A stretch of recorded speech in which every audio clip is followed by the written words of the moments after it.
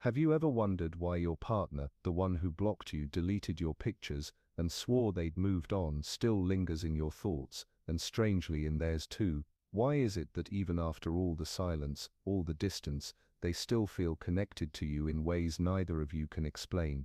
Here's the truth: no one tells you your avoidant partner cannot actually let go without your permission.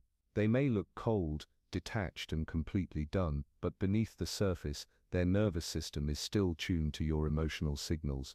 It's like an invisible radio frequency they can't turn off. And every emotion you hold, anger, sadness, hope, even indifference, keeps those strings alive. Think about it. When you feel anger, they feel unexplained guilt. When you're sad, regret stirs in them. When you quietly hope they'll come back, they sense validation. Even hatred proves they still matter. These invisible threads don't break just because they walked away, they remain until you stop feeding energy into the bond.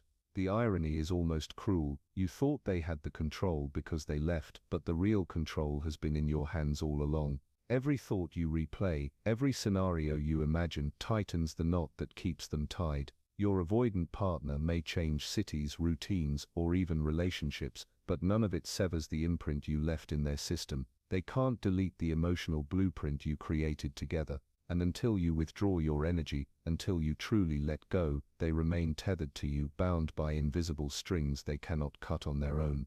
That's the shocking truth: their freedom depends on you. It might sound mysterious to say your avoidant partner can't let go without your permission, but the science behind it is surprisingly simple. Human connection is not just emotional, it's biological. When you bond with someone, your brain releases oxytocin, your nervous system calibrates to theirs, and your stress hormones begin to regulate together. This process, called co-regulation, wires both of you into a shared rhythm. For avoidants, this wiring is even stronger because of the way their attachment system works. They avoid closeness consciously, but unconsciously, their body still relies on you as part of its regulation. It's a paradox: the more they resist intimacy, the more unfinished the bond feels when they leave. Their nervous system doesn't care about their conscious choice, it still runs the program you started together. Think of it like an app running in the background on your phone. You might close the window, but the process is still draining energy. The avoidant partner may distract themselves with new routines, work, or even another relationship, but the app of your bond continues to operate until you stop feeding it. And that's where your control begins. This isn't about manipulation, it's about awareness. When you continue rehearsing conversations in your mind, stalking their updates, or silently waiting for closure, you're giving energy to the background program. Their system, hypersensitive to emotional signals, unconsciously picks it up. That's why guilt, restlessness, or nostalgia strike them unexpectedly. You're still part of their internal weather. The Control Playbook is simple. Stop rehearsing. Notice when you're replaying old memories and redirect.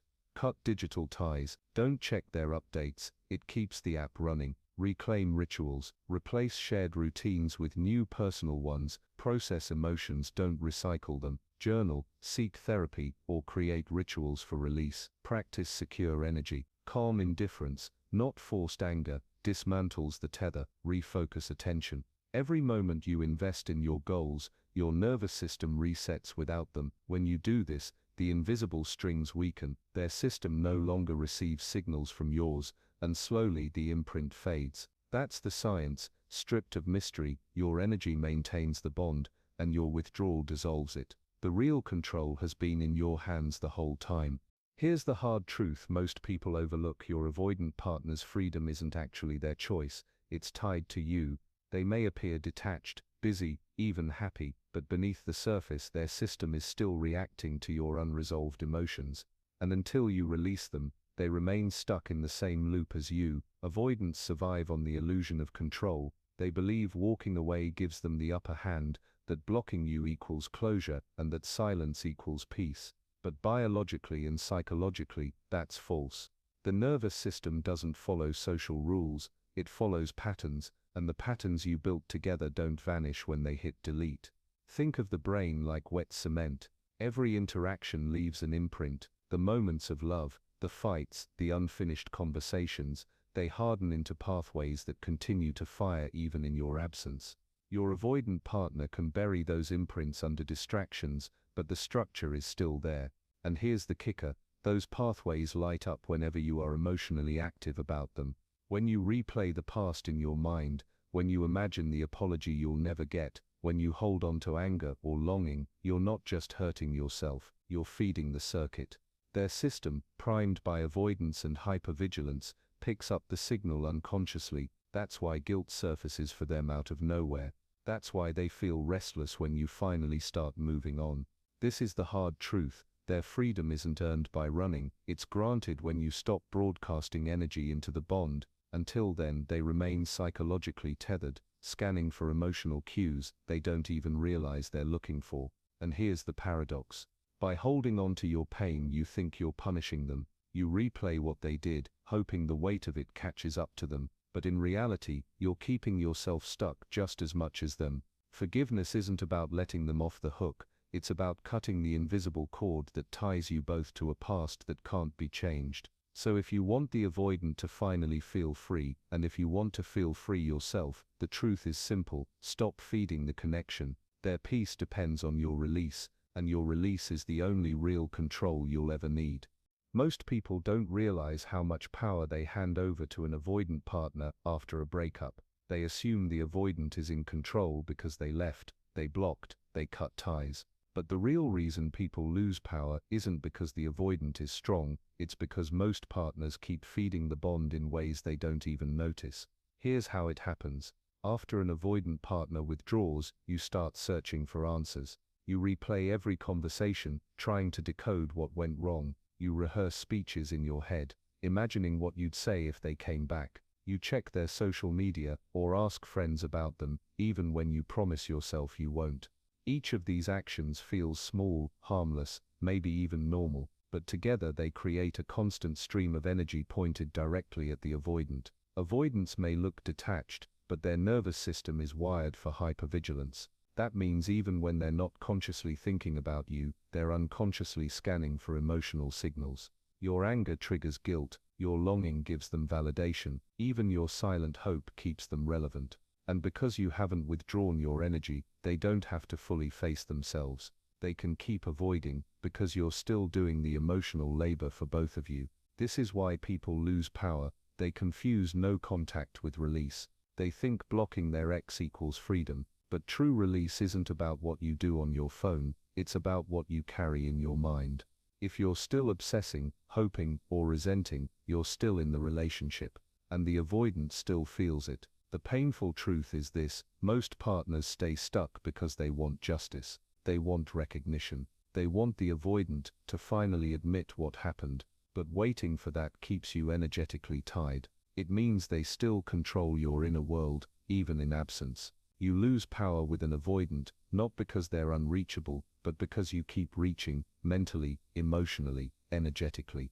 The moment you stop feeding that bond, the moment you truly redirect your focus, everything shifts, because the avoidant only feels free when you finally claim your own freedom first. That's the paradox. The way to stop losing power is to realize you've had it all along.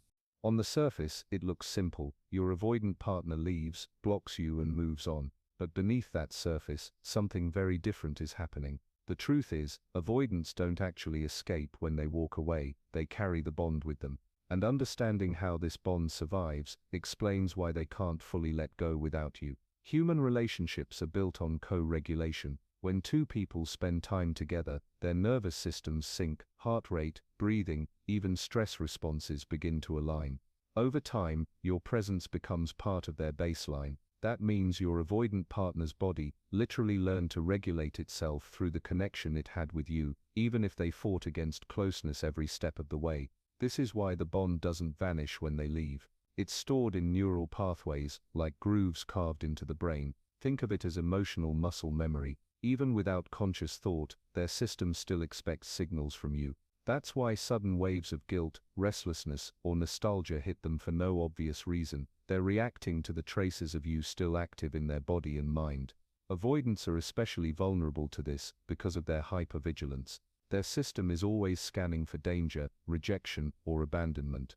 Ironically, that same hyper-awareness keeps them tuned to you long after the breakup. Your emotional state, anger, sadness, or indifference, becomes the weather report their body checks without permission. It's not mystical, it's biology, and here's the key point. Leaving physically doesn't break the bond, because the bond isn't in geography, it's in the nervous system. They can change cities, partners and routines, but they can't erase the co-regulation you built. The only way the bond truly dissolves is when you stop feeding it with your emotions. Until then, the connection hums in the background, keeping them tethered even when they're far away. So when people wonder, why does my avoidant ex still feel me, or why do I sense they're not really over it? This is why. The bond isn't broken by distance, it lingers in the nervous system, alive until you release it. That's how they stay bonded after leaving, not by choice, not by romance, but by the unfinished programming of attachment itself. If avoidants struggle to let go, the next question is, who do they actually bond with? Why do some connections haunt them, while others fade quickly? The answer lies not in romance or chemistry, but in the type of energy they encounter. Avoidant partners are not truly commitment phobic. What they resist is the feeling of being consumed, judged or trapped. Their nervous system is tuned to scan for danger in closeness, which is why they often pull away just when intimacy grows. But paradoxically, they are also deeply wired to seek regulation through another person. That means they do bond, just not in the way most people imagine. Here's the key. Avoidants unconsciously bond with the emotional state you hold. If you are anxious, chasing, or waiting for their validation, you reinforce their fear that closeness equals pressure. If you stay stuck in resentment or longing, you keep their guilt alive but never invite true safety. These states maintain the tether but never create lasting stability. By contrast, when someone embodies secure energy, calm, consistent, emotionally balanced, the avoidant feels something they rarely experience: safety without suffocation. Secure energy says, I don't need to control you, and I don't need you to control me. It's non-reactive, yet present. It doesn't punish or chase, it simply exists as a steady signal of stability. This is why some people notice that their avoidant ex seems unaffected by pleas, tears or anger, but suddenly becomes unsettled, or even drawn back, when they show genuine calm indifference. The avoidant nervous system doesn't bond with words or promises, it bonds with energy, and secure energy is the blueprint that makes them feel safe enough to stay connected without running. Think of it like a tuning fork. If your energy vibrates with chaos, their system resonates with fear. If your energy vibrates with calm, their system resonates with safety. Over time, the avoidant begins to associate you not with pressure, but with peace. That is the foundation of a real bond. So, who do avoidants actually bond with? Not the loudest voice, not the most persistent pursuer, but the one who demonstrates secure energy, the rare presence that doesn't demand or collapse but simply is. That's the blueprint their system secretly craves, even as they fight it on the surface. Here's the truth. Most people never realize your avoidant partner never had the final word. You did. They might have walked away, blocked you, or acted indifferent, but as long as you kept replaying the story, they were still living inside your energy field. Their nervous system has been checking for signals from yours like a radar searching for echoes. But once you understand the mechanics, the game changes. The final power move is not begging, chasing, or proving your worth. It's choosing silence on the inside, not just the outside. When you no longer need them to regret, apologize, or even remember, you collapse the entire system. Your indifference is stronger than their avoidance, because avoidance still requires energy, but indifference gives nothing. Think of it this way: anger keeps them guilty, sadness keeps them significant, and even hope keeps them validated. But neutrality, genuine, lived neutrality, is the only key that unlocks both of you. That's the invisible string snapping for good. And here's the empowering part: you don't just let them go, you reclaim every piece of yourself you once outsourced to them. The attention you wasted monitoring them becomes fuel for your growth. The emotional weight you carried turns into space for joy, new connections and freedom. The avoidant can't truly let go without your permission, but that permission isn't for them, it's for you. It's you deciding. The story is finished, not waiting for them to finish it. That's your liberation. That's their release. So here's your call to action. Stop feeding the strings. Start feeding yourself. Withdraw your energy, not in bitterness but in peace. That's when you'll see the shift, and that's when you finally win. Not over them, but over the story that held you captive.